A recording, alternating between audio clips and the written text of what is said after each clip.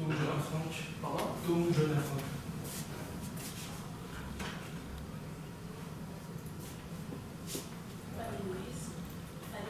Fanny? Fanny Louise. Là, c'est ESSO, ESSO, VE, DEOU. Agmondou,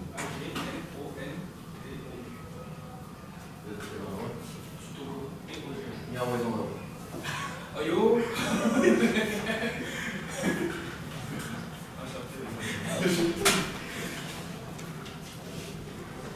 Donc, pour l'équipe 6, pour le code de comptabilité au niveau universitaire, je vous lirai les instructions du code pour ensuite laisser les juges se présenter un par un. Vous disposez de 15 à 20 minutes afin de présenter votre solution au juge. Le temps s'écoule à partir du moment où un membre de l'équipe débute la présentation. Je vais vous montrer le temps restant à l'aide d'un carton. Lorsqu'il vous restera 10 minutes, 5 minutes, 2 minutes, 30 secondes et les 10 dernières secondes vous seront indiquées à l'aide de mes doigts. Si l'un des membres de l'équipe continue à parler à la fin du décompte, je vais le signifier, la présentation s'arrête dès cet instant. Si vous faites moins de 15 minutes, il y aura une pénalité d'1 point par 30 secondes manquantes. Les juges bénéficieront ensuite d'une période de questions de 5 minutes lors de laquelle ils pourront vous demander des éclaircissements concernant votre solution. Notez que lors de la période de questions, aucun décompte du temps ne vous est donné, mais si un membre de l'équipe est en train de parler lorsque le compteur affiche 5 minutes, il est autorisé à terminer sa réponse. Les juges peuvent maintenant se présenter. Bonjour, Simon Versen, chez Enseignant. Grégory Policier, également chez Enseignant pour comptabilité. Claude Royer, je suis chargé de cours aussi en comptabilité, puis je travaille aussi à l'extérieur. Là, on peut commencer. Juste pour être sûr, est-ce que c'est avec ce piton-là qu'il faut faire? Faites un test. Faites un test. Vous avez déjà 10 minutes de passer.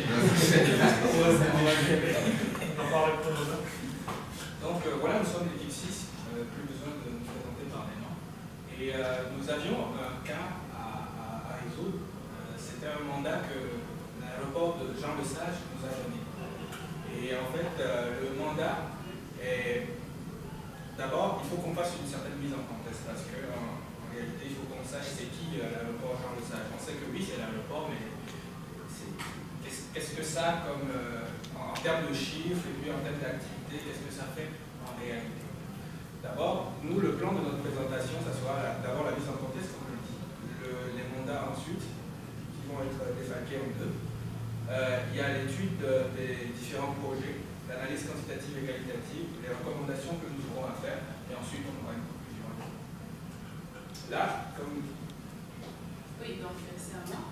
Donc, comme mon collègue disait, on va commencer par l'historique de l'aéroport Jean Lesage.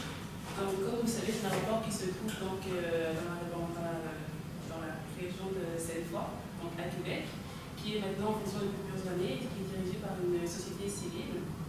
Donc, c'est le seul aéroport qu'on retrouve dans la ville de Québec. Et donc, en quelques chiffres, justement, c'est le quatrième aéroport au Canada en termes de nombre de mouvements aériens, le deuxième aéroport en importance au Québec. Et c'est celui qui a créé de nombreux emplois et qui, en fait, a 14 entreprises qui travaillent au sein de l'aéroport et pour l'aéroport. Et donc, on constate, grâce à notre cas, que c'est un aéroport qui est en pleine croissance. Donc, notamment au niveau du nombre de passagers qui y passent chaque année et dans le nombre de vols qui partent et qui reviennent. Et c'est pour cela qu'on a eu le cas d'observer les activités à faire en cas de croissance et donc de constater quelles améliorations pourraient être faites à l'aéroport pour améliorer les conditions des passagers et aussi justement agrandir la plateforme pour desservir de mieux en mieux. Donc au niveau des mandats, il y en avait deux plus importants au sein de notre cas. Donc le premier concernait davantage le point stratégique d'investir dans un tel projet d'extension d'aéroport, donc est-ce que c'est rentable ou pas. Et deuxièmement, au niveau de l'aéroport, est-ce qu'il devrait produire sa propre production de batteries en lithium ou bien déléguer à une compagnie extérieure, donc à différents ingénieurs qui apporteraient par la suite ces petites batteries. Donc, comme on l'a vu, l'entreprise nous a donné deux mandats et elle se questionne en fait sur deux projets qu'elle a.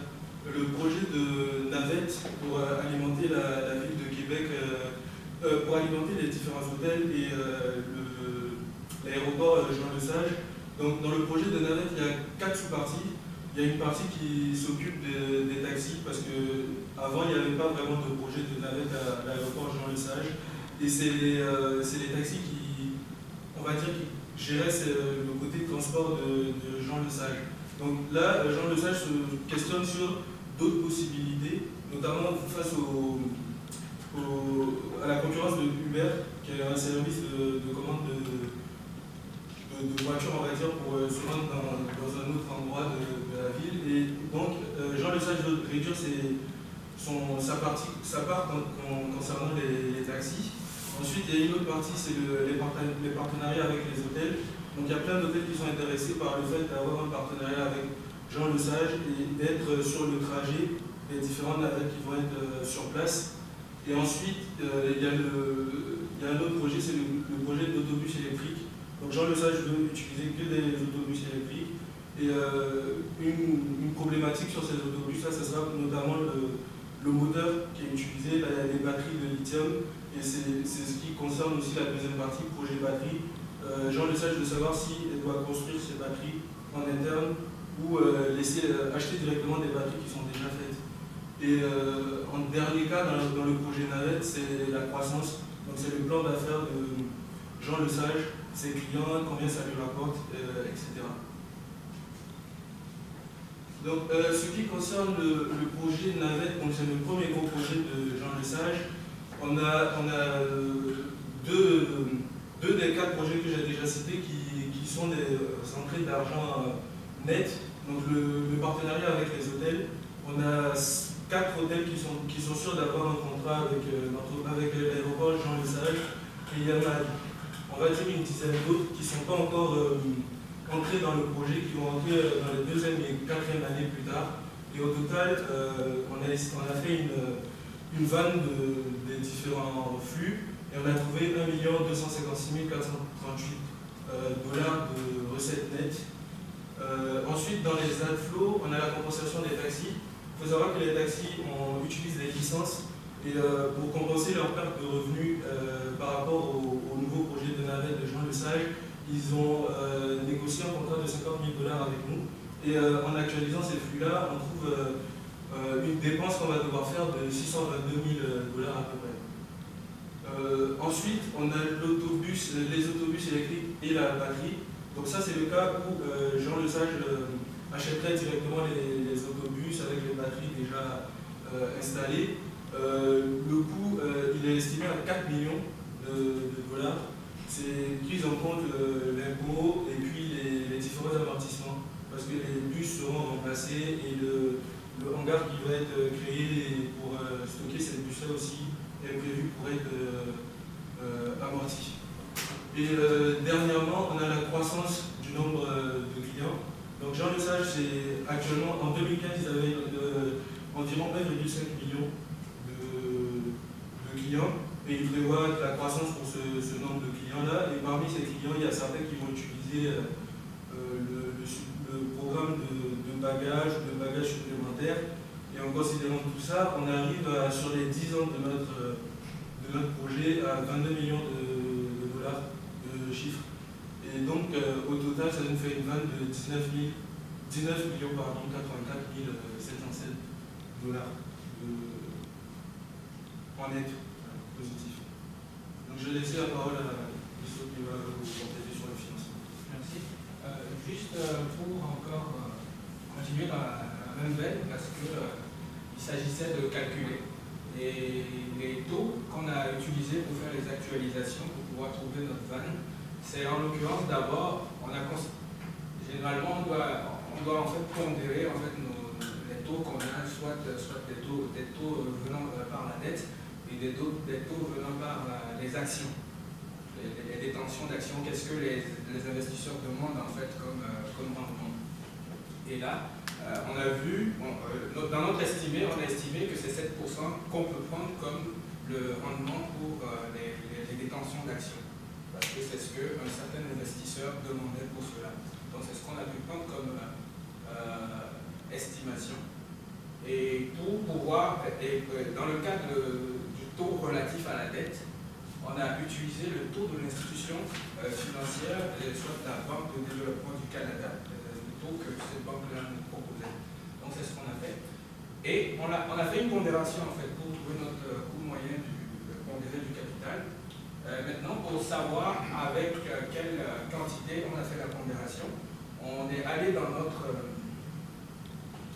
états financiers, on a utilisé le bilan.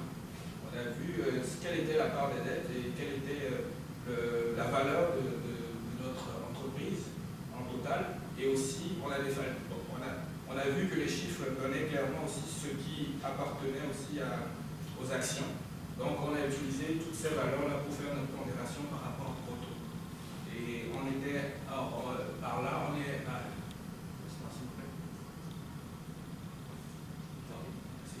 Donc ce qui nous a permis d'atteindre notre taux pondéré qui était de l'ordre de 0,4,1% de coût moyen pondéré du capital. Voilà. Alors, toujours dans ce cas, on a fait une valeur actualisée nette des achats pour le projet batterie. Pour le projet batterie, en fait, je le présente en bref. Pourquoi on l'appelle projet batterie? C'est parce que les bus, s'il faut acheter les batteries, on achète les batteries, on achète les bus, comme mon collègue vient de l'expliquer. Mais on avait déterminé comme si c'était trop cher de les acheter, d'acheter les batteries en plus. Alors, il y a une étude qui a été faite qui, comme quoi, a démontré qu'on ferait mieux de produire ces batteries-là nous-mêmes. Alors là, par exemple, la valeur actualisée nette qui est à gauche, disons à notre gauche à nous tous, de 1 450 000 à peu près, c'est ce que ça nous coûte aujourd'hui d'acheter ces batteries-là en plus des bus. Et là, la vanne en production, c'est ce que ça nous coûterait si on fabriquait nous-mêmes les batteries à l'intérieur. Et on a pris en compte dans notre valeur actualisée nette tout ce qui devait venir comme salaire pour employés, les matières premières. Et le coût des matières premières, c'est tout cela qu'on a rentré dans les coûts et on a actualisé disons, jusque-là. Donc finalement, on a vu que 1 450 000 et quelques de coûts contre 915 000, c'est assez clair pour nous tous, c'est mieux de payer 915 000 pour quelque chose que 1 450 000. Donc on s'est dit que le choix pour la production serait la meilleure. Et donc c'est ce qu'on va donner comme recommandation par la suite. Là, je vais laisser pour l'analyse qualitative ma collègue Fanny qui va continuer. Donc, ce qui concerne les différents avantages et inconvénients de l'aéroport, on a noté qu'il y avait différentes forces et faiblesses qui s'étaient à l'interne par rapport à la croissance, donc des éléments qui pourraient être à leur avantage tout comme à leur désavantage. Et d'autre part, au niveau d'opportunités et menaces, c'est ce qui vient de l'extérieur qui pourrait toucher la croissance de l'aéroport. On a aussi observé différents éléments. Donc, en ce qui concerne les forces de l'aéroport, on constate, comme je disais tout à l'heure, que c'est un monopole au niveau du marché québécois, étant donné que c'est le seul aéroport qu'on trouve dans la zone de Québec. Deuxièmement, au niveau du pouvoir de mobilisation, puisqu'ils ont un monopole de profiter cela pour amener leur propre prix sur le marché, un peu décider des différents éléments qu'ils voudraient mettre sur la table quand on a besoin de négocier des prix ou des avantages par rapport à l'aéroport. Donc c'est plutôt intéressant à ce niveau-là, puisqu'ils peuvent éventuellement vers différentes recettes grâce à leur avantage compétitif. Et aussi, une autre force, c'est la perspective de croissance positive sur le fait que justement, avec la croissance du nombre de clients qui viennent vers l'aéroport et qui utilisent des services aériens, ça leur permet justement d'avoir plus de possibilités au niveau de l'agrandissement de l'aéroport et aussi des possibilités qui pourraient venir dans l'aéroport peut-être au niveau de la etc. Ça serait une perspective intéressante au niveau du futur au lieu d'avoir que les services de taxi ou que les services d'autobus. Par contre, au niveau des faiblesses, on devait noter la production à l'interne, donc au niveau de la batterie, ça pourrait justement, comme mon collègue vous disait, c'était pas très avantageux d'avoir cette production en interne, donc de faire d'avertissement pour cela. Donc c'était plutôt une faiblesse au niveau de l'aéroport. Et donc, ce qui venait de l'extérieur au niveau des opportunités de menaces, on avait noté au niveau des opportunités, possibilité d'expansion du secteur du transport. Donc, au niveau des bus qui pourraient venir vers l'aéroport, partir de l'aéroport et revenir à l'aéroport, ce serait une opportunité pour eux d'avoir plus de voyagement au niveau entre la ville et l'aéroport. Et au niveau des menaces, évidemment, on avait le concurrent Uber, le concurrent des taxis et des autobus. Donc, même s'il y avait un service de navette qui se présentait, qui serait organisé par l'aéroport, le fait d'avoir Uber et leur prix compétitif qui pourrait être moins élevé que ce service pourrait décourager les gens d'utiliser ce service de navette pour lequel l'aéroport a investi et donc leur permet de faire diminuer leurs recettes, ce qui fait qu'à ce niveau-là, c'est une menace pour eux d'avoir ce service supplémentaire qui se présente pour les clients d'aéroport.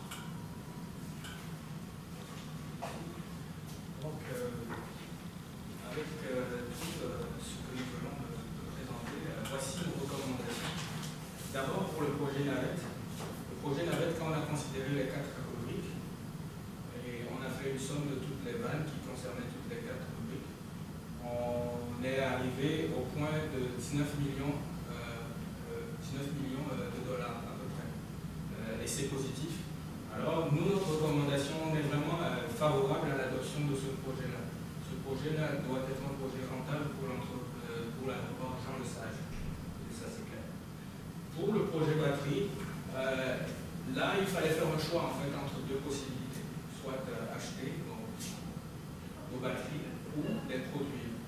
Et étant donné que la vanne, la valeur actualisée nette de la production était beaucoup plus intéressante que celle de l'achat, on a choisi de produire les batteries à l'interne.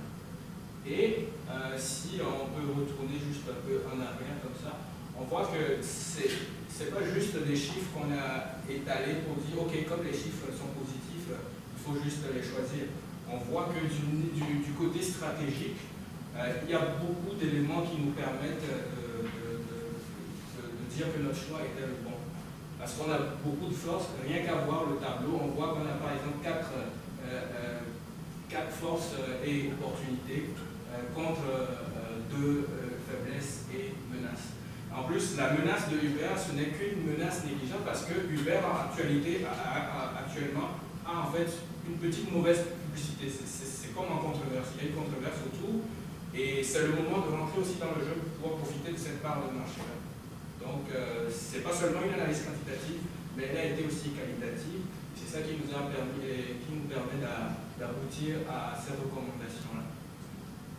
Alors, notre conclusion, c'est que l'aéroport a plusieurs opportunités de croissance. C'est vrai, elle a bien fait de nous confier ce mandat-là pour pouvoir savoir, pour pouvoir avoir l'heure juste. Et nous, la réponse qu'on donne, c'est que effectivement, ces opportunités de croissance, il faut en profiter. Il faut pouvoir concrétiser cette croissance-là parce qu'elle a toutes les forces qu'il faut, elle a toutes les capacités qu'il faut. Quand on voit selon nos calculs, au niveau des chiffres, aussi bien qu'au niveau stratégique, elle a tout à gagner à profiter de ce projet-là et à croître. Donc, c'est ce qui finit notre étude. Merci. On peut aller avec les questions. Je sais pas si vous voulez commencer. Vous parliez dans la vanne de 4 rubriques, là, dans le fond, des revenus et également des dépenses. Est-ce qu'il y aurait également comme d'autres dépenses à considérer, par exemple les salaires ou les dépenses plus d'exploitation, outre là, que l'achat des autobus et la compensation pour les taxis? Là, si par exemple on incluait ces autres frais-là pour les salaires et tout ça, est-ce que la vanne serait quand même intéressante ou est-ce que le projet demeurerait intéressant? La réponse est que pour le projet de navette, on a inclus les salaires directement dans nos calculs. Et pour le projet de batterie, on s'est plus concentré sur que les salaires justement, parce que acheter la batterie, il n'y aurait pas de frais de salaire dessus. Et pour le cas où on construirait les moteurs nous-mêmes, on a pris en compte le salaire des 2 ingénieurs qui étaient chargés de la production de ces 2 moteurs-là, enfin de ces 6 moteurs-là. Et ce que je peux ajouter, s'il y avait lieu qu'un salaire s'y ajoute, que des charges s'y ajoutent, ça serait certainement des coûts fixes, alors que les coûts fixes, on n'a rien à faire là-dessus, ça va demeurer la même. C'est pas comme si on augmentait au niveau d'exploitation. Si on dit qu'on doit engager 6 chauffeurs à 35 000 par année pour faire ce projet-là, juste vous dire que c'est incorporé dans le calcul de la Oui, vanne. on a commis tout ce qui est salaire a été pris en compte dans le calcul de la vanne. On n'a pas pris en compte les frais des études. Parce que c'est pas jugé comme. C'est d'accord, mais je peux souligner dans la suite de vos impôts, vous dites que c'est plus encore que. Vous dites. À quel La première, il y a les 4, page 5. Ok.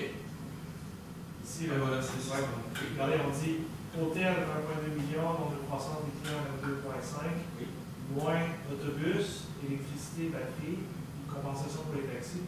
Les salaires ne sont pas là. Ok. En réalité, on ne l'a pas énuméré. Effectivement, on ne l'a pas énuméré, mais ça faisait partie. À chaque fois qu'il y avait des frais qui étaient énumérés pour la fabrication de tel ou tel, on l'incorporait en même temps. D'accord.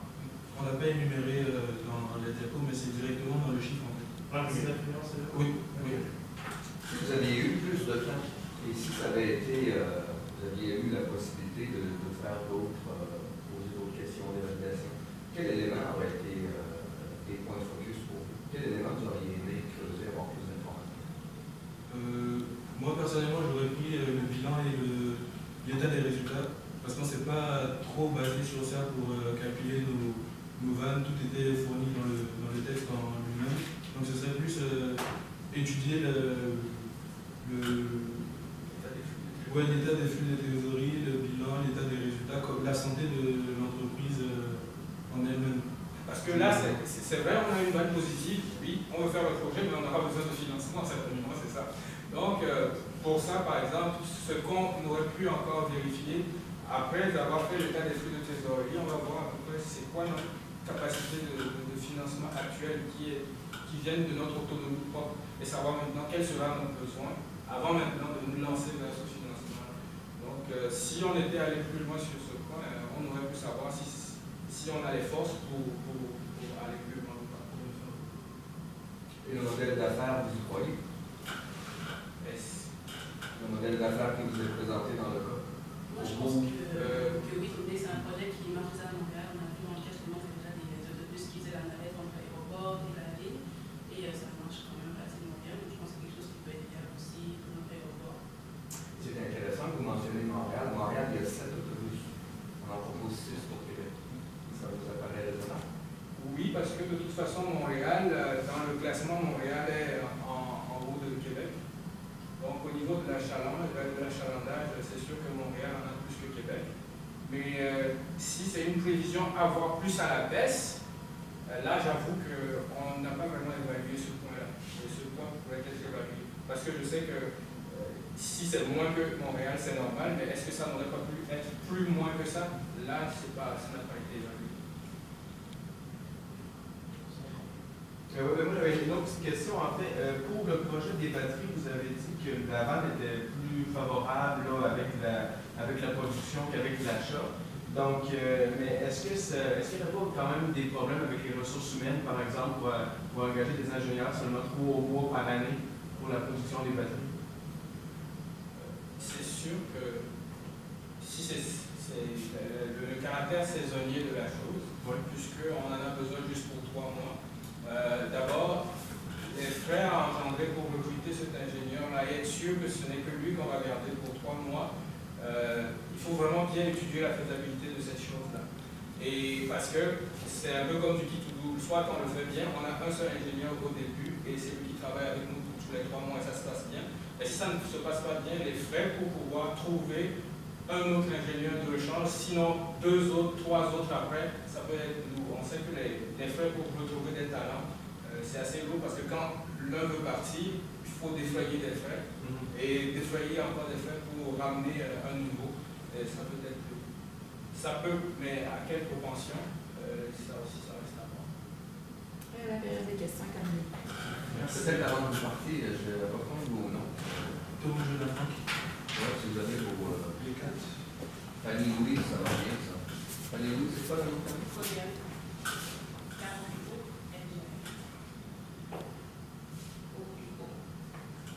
Espace LG. Merci. Thomas Jonathan. T-O-H-O-U-N. T-O-H-O-U-N. G-J-O-N.